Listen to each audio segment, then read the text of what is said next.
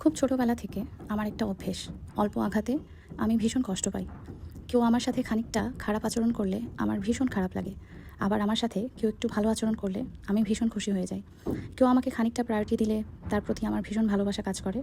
আমি যেমন খুব ছোট্ট কিছুতে ভীষণ কষ্ট পাই, তেমনি খুব ছোট্ট কিছুতে খুব আনন্দিত হয়ে উঠি। নিজেকে নিয়ে অনেক কিছু বলে ফেললাম। আসসালামু আলাইকুম, সবাই কেমন আছেন? Welcome to my daily blog. আজকে সকাল থেকেই কাজে কোনো এনার্জি পাচ্ছিলাম না। আসলে কোনো দিন এমন যায় যে কিছুই করতে মন চায় না, আবার কোনো দিন খুবই এনার্জেটিক ফিল হয়, ঝটপট সব কাজ হয়ে যায়। আর মেয়েদেরকে তো স্কুল পাঠাতেই হবে, সো ওদেরকে স্কুলে পাঠিয়ে আমি নিজেদের নাস্তা রেডি করছি। সো আমাদের জাতীয় নাস্তা আলু ভাজি আর ডিম পোচ।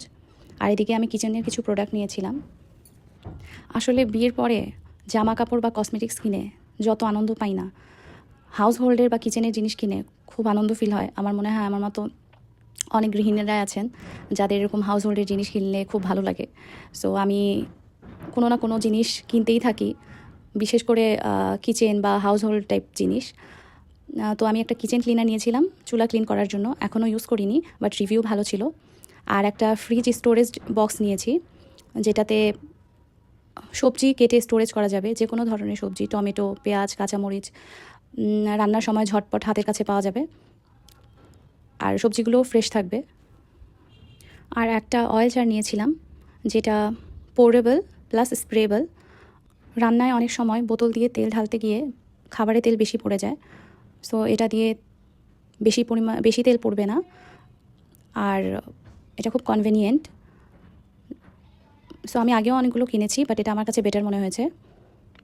আর ভিতরে একটা পাইপ দেওয়া আছে স্প্রে করার জন্য, ওটা বের করেও ক্লিন করা যাবে।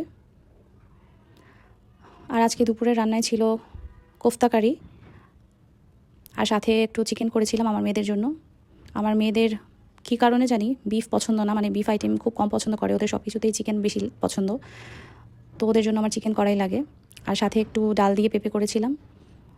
আলাদাভাবে পেঁপে সবজি করলে দেখা যাবে খাবে না, তাই ডাল দিয়ে করলাম।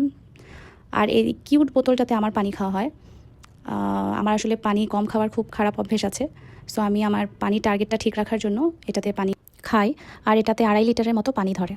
সো আজকে এই পর্যন্তই। সবাই ভালো থাকবেন, সুস্থ থাকবেন। আল্লাহ হাফেজ।